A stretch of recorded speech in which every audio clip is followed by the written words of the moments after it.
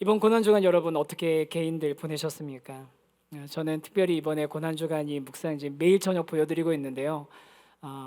이 아침 매일 아침마다 이 말씀을 옮겨 적으면서 필사하면서 그동안 눈으로만 보고 귀로만 들었던 그 말씀이 제 마음에 조금 희미하게라도 새겨지는 그런 은혜가 있었습니다.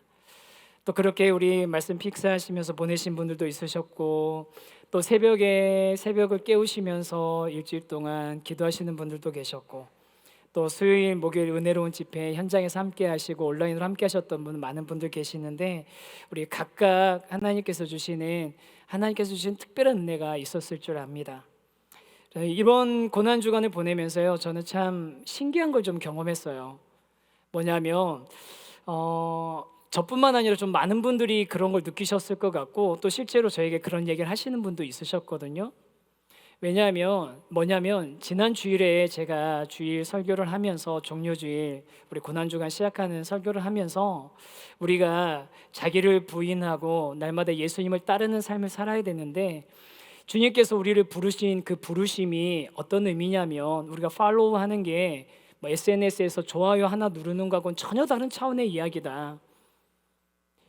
우리가 그냥 예수님에 대한 호감을 가지고 있고 예수님에 대한 어떤 그런 좋은 마음을 가지고 있으면 그게 예수님을 따르는 게 아니라, 예수님을 따른다는 것은 죽으라는 부르심, 십자가를 향해서 우리 소환장을 받은 거라는 그런 말씀을 드렸잖아요. 그래서 그렇게 우리가 주님을 따르기 위해서 자기를 부인해야 되는 삶, 또 날마다 자기 십자가를 져야 되는 삶, 내가 그동안 나를 행복하게 할 수 있을 것 같은 조건들을 충족하고 채워져 가려고 했던 그런 욕구들, 내가 안전함을 누리고 평안하다고 느낄 수 있었던 것들, 내가 붙들려고 했던 그 많은 것들을, 그런 것들을 부인하는 그런 삶을 살아야 된다라고 이제 말씀을 드렸는데, 그런데 이제 그럼 어떻게 자기 부인을 할 것인가? 자기 부인이라는 게 도대체 뭔가? 라는 거에 대해서 지난 수요일 날 오셨던 주종훈 목사님이 너무 자세하게 잘 말씀을 전해 주시는 거예요. 저는 제가 다루지 못했던, 그리고 또 다룰 수 없었던 깊은 내용을 목사님께서 오셔서 마치 보충 수업 해주시는 것처럼 제가 그렇게 느꼈습니다. 그래서 저도 막 엄청 메모를 열심히 했거든요. 정말 은혜 받으면서 열심히 받아 적었어요. 근데 사실은 제가 그 다른 목사님, 부목사님들, 전도사님들 포함해서 다른 분들이 설교할 때 엄청 은혜를 제가 잘 받아요. 왠 줄 아세요? 제가 안 하니까요. 제가 안 해도 되니까 설교 은혜를 굉장히 잘 받거든요. 저는 남이 하는 설교는 이렇게 은혜롭더라고요. 그런데 이번에는 좀 뭔가 좀 달랐어요. 그냥 단순히 제가 안 해서 은혜로운 게 아니라, 정말로 하나님께서 마치 그 교수님하고 저는 오셔서 말씀 전해달라고 부탁하면서 전화통화 몇 분 한 게 다인데, 마치 머리를 맞대고 이 설교를 준비한 것처럼, 교수님하고 내가 이만큼 할 테니까 교수님 이만큼 해주세요 하고 그렇게 준비한 것처럼 그렇게 말씀을 딱 준비해 오신 거예요. 그러면서 제가 그 말씀 들으면서, 정말로 하나님께서 우리가 자기 십자가를 지고 날마다 자기 십자가를 지고 예수의 길을 걸어가는 삶을 우리에게 원하시는구나, 그런 생각을 하게 됐습니다. 그러면서 교수님이 하셨던 그 말씀 중에 정말 제가 인상 깊었던 게 뭐냐면, 우리가 자기를 부인하고 자기 십자가를 지는 삶을 살기를 원하는데 그런 삶이 쉽지 않은 이유가 있다는 거예요. 그게 뭐였죠, 여러분? 기억나시죠? 첫 번째는 하나님이 아닌 다른 것을 오랫동안 꾸준히 의존해 왔기 때문이라는 겁니다. 솔직히 말하면 우리가 주님을 따르는 삶이 쉽지 않은 이유가, 그동안 너무나 오랫동안 하나님이 아닌 다른 것들을 의존하고 하나님이 아닌 다른 것들에 만족하는 삶을, 기대에 있던 삶을 살아왔다는 거예요. 하루아침에 바뀌지가 않는다는 거죠. 그리고 또 하나가 뭐였냐면 게으름이라고 하셨는데, 저는 성경적인 게으름의 의미를 지난 수요일에 처음 제대로 알았습니다. 그때 말씀해 주셔서 성경적인 게으름의 의미가 뭡니까?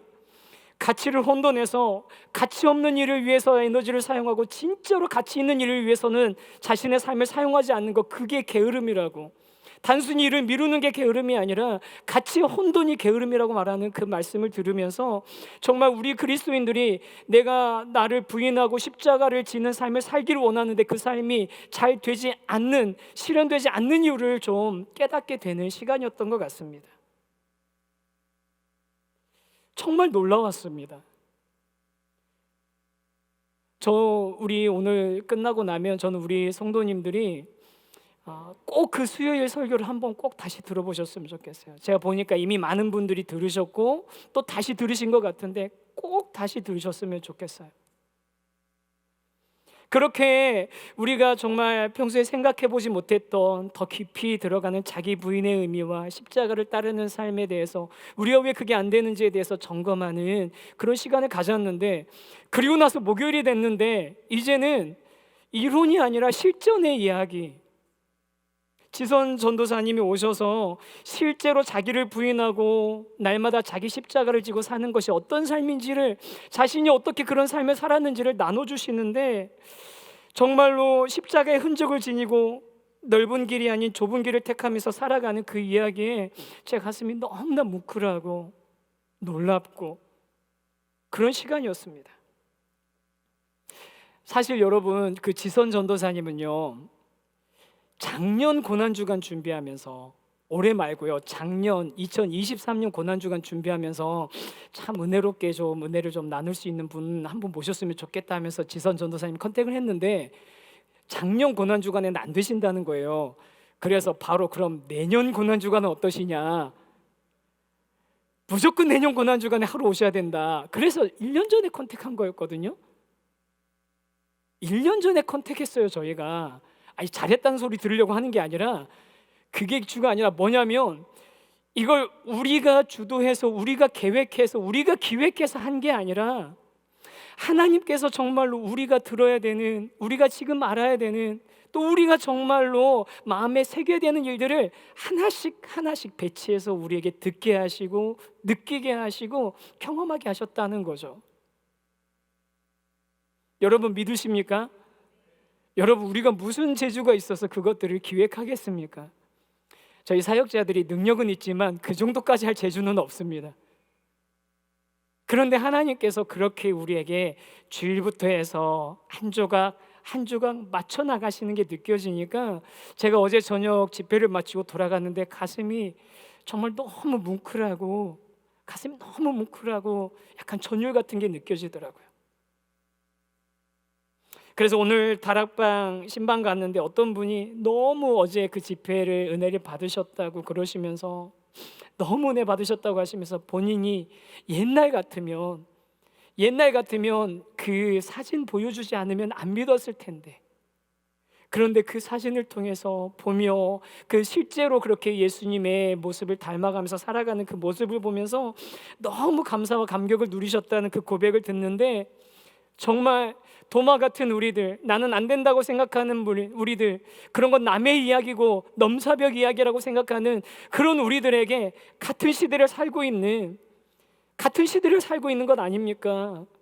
그런 우리 믿음의 동역자를 통해서 그런 삶을 주님께서 원하신다는 걸 우리에게 보여주셨습니다. 저는 특별히 좀 약간 좀 더 이렇게 더 마음이 갔었던 게 뭐냐면, 제가 대전 출신 아닙니까? 전사님이 대전이시더라고요. 그래, 저 대전인데 막 이렇게 얘기하다가 그 앞에서 집회 전에 이렇게 얘기하다가 그래서 학번이 어떻게 되냐고 먼저 물어보시더라고요. 그래서 저는 9학번입니다 그랬더니 그분이 더 이상 얘기를 안 하시더라고요. 비슷한 것 같은데 거기까지 딱 하고 멈췄는데요. 여러분, 정말 하나님께서 우리에게 특별한 그런 시간을 우리에게 허락하신 것 같습니다. 주일부터 우리 하나씩 하나님께서 우리에게 주시는 그 이야기들, 그래서 저는 오늘 그 이야기에서 이제 한 걸음 더 나아가서 우리가 오늘 말씀을 가지고 우리의 옛자가 어떻게 죽었는지 생각해보고, 그러면 우리에게 새로운 생명을 얻은 삶으로 우리 어떤 전환이 우리에게 그런 이루어졌는지 이야기하면서 옛사람이 죽고 새사람을 입은 사람으로서의 삶을 살아갈 힘을 함께 얻고 그것을 확인하는 그런 시간이 좀 됐으면 좋겠는데요. 우리가 오늘 본문을 통해서 살펴봐야 되는 것은, 사도 바울이 성도의 삶을 두 가지로 구분한다는 거예요. 옛 사람과 새 사람으로 구분하고 있다는 겁니다. 우리 한번 큰 1번 한번 읽어보실까요? 시작. 새 사람으로 구분됩니다. 성도의 삶은 뭐와 뭐로 구분된다고요? 옛사람과 새사람으로 구분됩니다. 여러분, 옛사람은 오늘 말씀해 보면 어떻게 설명이 되어 있냐면 허망한 것, 총명이 어두워지고 무지하고 마음이 굳어지고 하나님의 생명에서 떠나 있고 감각이 없고 방탕에 방임하고 더러운 것을 욕심으로 행하고 등등등 설명이 이렇게 많이 나와 있어요. 하나하나 보자면 뭐 한도 끝도 없을 거예요. 근데 여러분, 이 중에서 하나라도 여러분들이 원하시는 거 있으세요? 있으세요? 없으시죠? 그럼 반대로 그러면 새 사람은 어떤 사람이냐? 심령이 새롭게 된 사람, 의와 진리의 거룩함으로 지음받은 사람이다 라고 새 사람을 정의하고 있거든요. 의와 새로움, 의와 진리의 거룩함으로 지음받은 사람. 전 특별히 여기서 지음받았다라는 게 무슨 의미냐면, 이 말은 새 사람이 된다는 것은 새로운 피조물, 하나님께서 세상을 창조하실 때 그 하나님께서 계획하셨던 그 원래 형상대로 다시 회복되는 것을 의미한다고 생각합니다. 그게 골로새서 3장 10절에 나오는 말씀이거든요. 한번 같이 한번 읽어보겠습니다. 시작. 새 사람을 입었으니 이는 자기를 창조하신 이의 형상을 따라 지지개까지 새롭게 하심을 입은 자니라. 새 사람을 입었으니 이는 자기를 창조하신 이의 형상을 따라 지식에까지 새롭게 하심을 입은 자니라.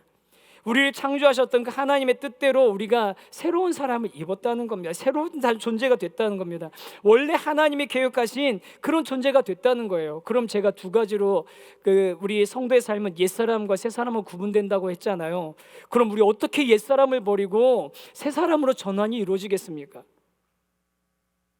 여러분, 어떻게 하면 우리가 옛사람은 버리고 새사람으로의 전환이 우리 가운데 이루어질까요? 아까 옛사람의 특징에 대해서 설명을 드렸는데 그 옛사람의 특징이 약간 조금 형이상학적이에요. 설명이. 그렇죠? 그래서 다른 성경에 보니까 골로새서에 보니까 옛사람을 이렇게 좀 설명합니다. 이건 좀 더 직접적입니다. 한번 들어보세요. 음란과 부정과 악한 정욕과 탐심과 분함과 노여움과 악의와 비평과 거짓말이다. 이게 옛사람의 특징이라는 겁니다. 음란, 부정, 악한 정욕, 탐심, 분함, 노여움, 악의, 비방, 거짓말. 그럼 이 여러 가지 중에서 아무거나 하나, 탐심. 여러분, 탐심 어떠세요? 요즘 시대에 탐심이 굉장히 지배하고 있는 시대 아닙니까? 면풍백 보면 갖고 싶고, 전차 보면 타고 싶고, 누가 비트코인으로 돈 벌었다고 하면 나도 좀 가졌으면. 근데 여러분, 지금 사시면 안 되는 것 같아요. 많이 올랐어요. 제가 투자 조언해 드린 겁니다. 죄송합니다. 이런 것들 우리가 좋아, 내가 탐심 버려야지. 여러분, 오늘 이 설교 듣고 나서 은혜 받아서 나 탐심 버려야지, 옛자 버려야지 마음 먹고 한번 돌아가 보세요. 내가 탐심 버려야지 마음 먹었다고 내일 아침에 탐심이 없어질까요? 당장 오늘 집에 돌아가시는 길부터 탐심이 여러분 안에 작동하고 있는 걸 발견할 겁니다. 아니, 며칠도 못 가서 그 탐심에 내가 사로잡혀 있고 또 뭔가를 갖고 싶고, 뭔가 갖고 싶은 게 있으면 내가 어떻게든지 그걸 얻고 싶어가지고 안달이 나는 자신을 발견할 거예요. 정말 그렇거든요. 너무 오랫동안 하나님이 아닌 것에 우리가 의지하고 있었고, 진짜 가치 있는 것이 아닌 가짜 가치에 우리가 목표를 두고 살아왔기 때문에 쉽게 우리가 이게 전환이 이루어지지 않는 삶인 겁니다. 자기가 결단한다고 이루어지지 않아요. 쉽게 거기서 눈을 뗄 수가 없어요. 에베소서는 이런 상태를 가리켜서 뭐라고 얘기하냐면요, 그냥 우리가 그냥 옛사람 정도가 아니라 죄의 노예가 되어 있다고 되어 있습니다. 죄의 노예, 죄의 종이 되어 있다라고요.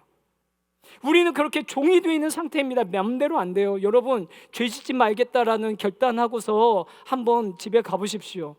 죄 안 지어집니까? 오늘 저녁에 은혜 많이 받고 가서 집에 가서 아이들이 이게 게임하고 있는 모습 보면은 화가 나고 그러실걸요?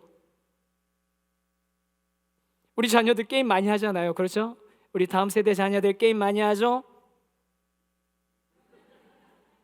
아니에요? 우리 애들만 대답하면 안 되는데. 게임 많이 하잖아요. 스마트폰으로도 하고 닌텐도로도 하고 뭐 PC로도 하고 게임 많이 하잖아요. 한참 하고 있는데 그만하라고 하면 그만할까요? 안 해요. 잔소리만 아무리 해도 안 됩니다. 아무리 잔소리 해보세요. 그게 그냥 저절로 끊어지나 안 끊어져요. 왜 안 끊어지는지 아세요? 저 정말 확실하게 알 수 있어요. 그거 안 끊어져요. 제가 어떻게 하냐고요? 저도 그렇게 해봤으니까요.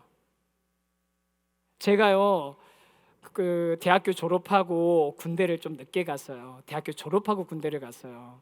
하여간 대학교 졸업하고 나서 군대 간 이유는 그것도 또 나중에 한번 얘기할 때가 있을 텐데, 대학교 졸업하고 군대를 갔다 왔는데, 군대 갔다 와서 왜 저는 이제 어려서부터 목회자의 그 소명이 있어서 신학대학원 갈 준비를 해야 되잖아요.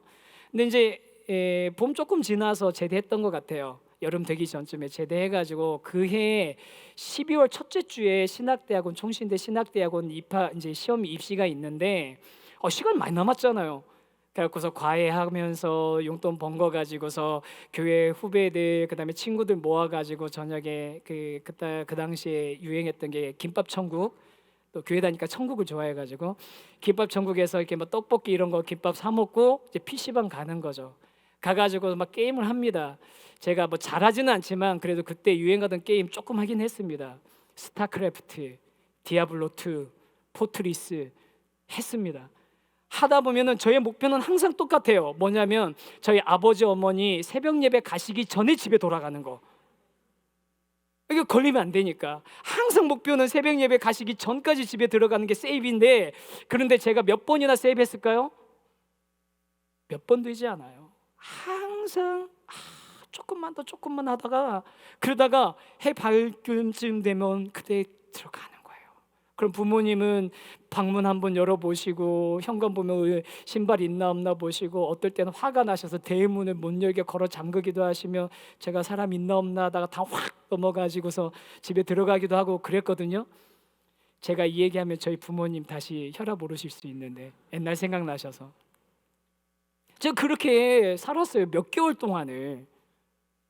그렇게 몇 개월 동안 살고 있는데 어느 날이었습니다. 그날도 정말로 그렇게 실패하고 늦게까지 놀다가 집에 왔는데, 이제 새벽 예배 다녀오셔서 조금 지났는데, 아침 지났는데 밖에서 아버지가 팍 저를 부르시는 거예요. 나와라, 셋째 나오라고 제 이름 불러가면서 나오라고 그러시는 거예요. 그래서 무슨 일 났나 보다, 큰일 났나 보다 하고서 갔더니 빗자루 하나 딱 들고 계시는 거예요. 대빗자루, 쌀의 빗자루. 근데 여기서 이제 여러분의 인생의 경험이 다 드러나는 거예요. 이거 보면서 저걸로 맞았겠구나 생각하신 분들은 좀 맞아보신 분들이고, 그 정도는 아니었어요. 저희 집은 그거 딱 들으시더니 저한테 큰일 났다고. 저희 집이 그때 이제 조그만 마당에 있는 오래된 단독주택이었는데, 여기 마당하고 그다음에 집 앞에 있는 인도를 좀 쓸어라. 아고, 막 20대 중반에 이제 막 진짜 죽을 상을 하면서 이걸 왜 시켜? 진짜 이러고서 다 쓸었거든요. 쓸고 나서 제가 빗자루 딱 창고에다 갖다 놓고 집에 들어와서 어머니한테, 어머니 이제부터 공부해야 되니까 도시락 하나 싸주세요. 제가 그리고 그날부터 공부를 해가지고 한 2달 반 공부해가지고 총신 신대원 합격했다는 거 아닙니까? 어제 보니까 이렇게 하시던데. 아유, 이놈의 예차 아직도 안 죽어가지고 그거 자랑하고 싶어가지고 그거 자랑하고 싶어가지고. 근데 여러분, 그렇게 잔소리, 저희 부모님이 잔소리 안 하셨겠습니까? 진심 어린 충고 안 하셨을까요? 하셨어요. 앉혀놓고서 어떻게 하려고 그러냐, 시간 없는데 해라, 뭐 이런 얘기 엄청 많이 하셨어요, 저한테. 그런데 제가 그때마다 뭐라고 했냐면, 알아서 할게요, 걱정하지 마, 알아서 할게요. 그랬는데 그날 아침에 그걸 쓸고 나서 왜 제가 그렇게 했냐면요, 12월 첫 주에 시험 봐야 되는데 낙엽이 떨어졌더라고요. 그걸 제가 알아들었습니다. 낙엽이 떨어져서 그 낙엽을 쓸고 나서 너무 놀았네, 시간 얼마 안 남았네, 너무 놀았네가 그때 느껴진 거예요. 그래서 그거 쓸고 나서 그날부터 가서 공부하겠다고 해서 학교 도서관 가가지고 성경 공부하고 성경 다 연습장 사가지고 다 제가 정리 다시 하고 기출 문제들 보고 논술 준비하고 해가지고 시험 봐서 그에 합격을 한 거예요. 그런데 그때 제가 게임하면서도 시간 가는 줄 모르고 게임했는데요, 그때 공부하면서도 제가 시간 가는 줄 모르면서 공부했어요.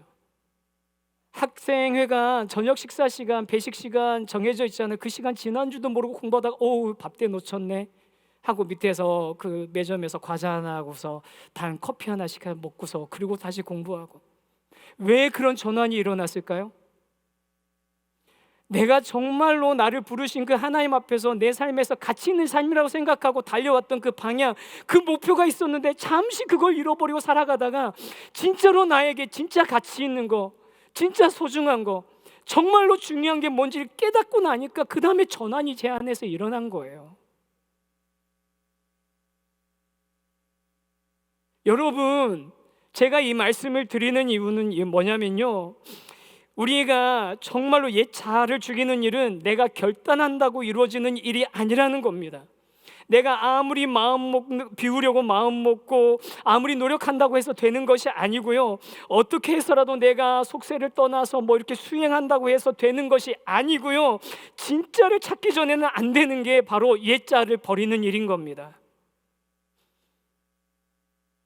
그래서 사랑하는 성도 여러분, 저와 여러분이 옛 자기를 부인하고 자기의 십자가를 지고 옛 자아를 버리고 새 생명, 새로운 삶을 살면서 자기 십자가를 지고 예수님의 길을 걸어가기 위해서는 정말로 진짜로 가치 있는, 진짜로 소중한, 진짜 참된 우리 삶의 목표를 발견해야 되고, 그것을 꿈꿀 때 그런 일들이 일어나게 된다는 겁니다. 여러분, 그러면 우리가 그런 진짜 참된 것을 꿈꾸고 진짜 참된 것을 바라고 진짜 참된 것을 갈망하는 일이 언제 일어나겠습니까? 그게 언제 일어나겠습니까? 바로 예수 그리스도의 십자가 앞에서 일어나는 줄 믿으시기 바랍니다. 여러분, 예수 그리스도가 옛 자아와 새 자아의 분기점입니다. 우리 두 번째 주제, 이거 꼭 기억하셔야 됩니다. 우리 같이 한번 읽겠습니다. 시작. 옛사람과 새사람의 분기점은 십자가입니다. 옛사람과 새사람의 분기점은 어디라고요? 다시 한번, 옛사람과 새사람의 분기점은 어디라고요? 십자가입니다. 맞아요, 십자가예요. 사랑하는 성도 여러분, 우리가 옛 사람이 새 사람으로 바뀌는 분기점은 다른 게 아닙니다. 십자가입니다. 저는 비포와 애프터가 분명하게 갈라지는 그런 성도님들을 참 많이 만났습니다. 우리 교회에도 그런 분들이 이 자리에 많이 계세요.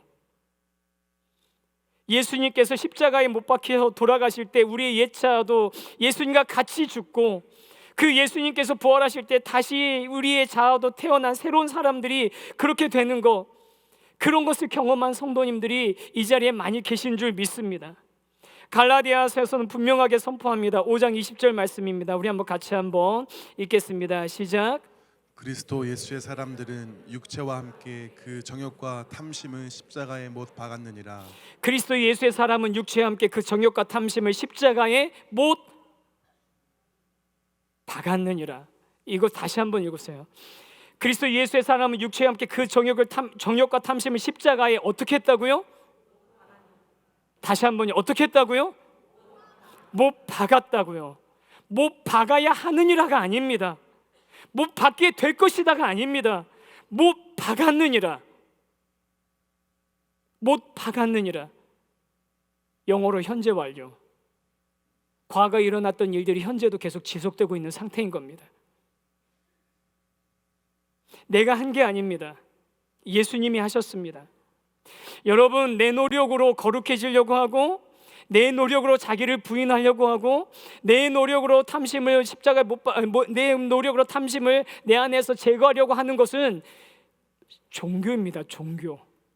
그런데 여러분, 예수님께서 뭐라고 하셨냐면요, 복음은 뭐냐면요, 내가 노력을 해서 그것들을 이루는 것이 아니라 내가 노력을 해도 벗어날 수 없는 옛 자아가 예수 그리스도의 십자가에서 같이 못 박혀서 죽었고, 이제는 예수 그리스도께서 부활하신 것 같이 내가 새 사람이 되었다는 것, 이게 바로 복음입니다. 여러분, 이 복음이 저와 여러분의 삶 가운데서 살아 역사하는 것을 느끼시는 이 저녁 되시기를 주님의 이름으로 축원합니다. 우리는 진짜를 알게 됐을 때, 진짜를 맛보고 경험했을 때 절대로 뒤로 돌아갈 수 없습니다. 여러분 확신하셔도 됩니다. 우리는 절대로 뒤로 돌아갈 수 없는 사람입니다. 다시는 옛자로 돌아갈 수 없는 사람입니다. 이거 얘기하면 또 정목사님 맨날 영화만 본다 이렇게 하실 텐데, 옛날에 본 영화 여러분 매트릭스 아시죠? 매트릭스에 보면은 모피어스라는 그 머리 이렇게 빡빡 깎은 사람이 네오라는 주인공한테 약 2개 보여줍니다. 빨간 약하고 파란 약 보여줘요. 뭔 얘기하는지 모르시는 분들은 영화 좀 보시면서 하세요. 파란 약 보여주면서 얘기합니다.